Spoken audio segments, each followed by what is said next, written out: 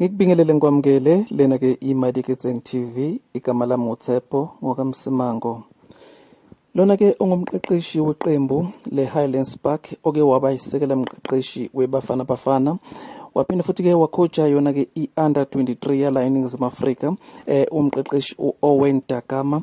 Useluleke ke uMolefe Ntseki ongumqeqeshi weBafana Bafana ukuthi ke makenza umsebenzi wakhe enze lokhu yena abonayo ukuthi kumfanele ukuthi akwenze, noma ke athatha inqumo, athathe isinqumo abonayo ukuthi ke sizomsiza emsebenzini wakhe uqeqesha iqembu leBafana Bafana. Kanti ke uOwen Dagama uphinde futhi washo ukuthi ke yena ke into ayiwayisho ngaphambilini ukuthi ke uma amaqembu amakhulu anjenge Kaizer Chiefs neOrlando Pirates neSundowns bawina ileague, lokwenza ukuthi ke umsebenzi womqeqeshi weBafana Bafana ube lula. uMolefe Ntseki ke emidlalweni wokuqala ecoach iqembu leBafana Bafana wayedlala nalo ke iqembu laseMali la alihlula khona emidlalweni weNelson Mandela Challenge. Give him time to find his feet.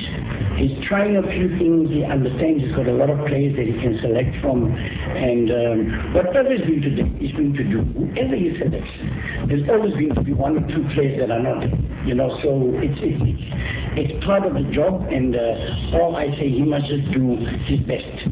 He must just go out and do his best for the country and choose and apply himself, which I think he does very well. And I think there's a bright future for him. So we are 100% behind him, and we want him to do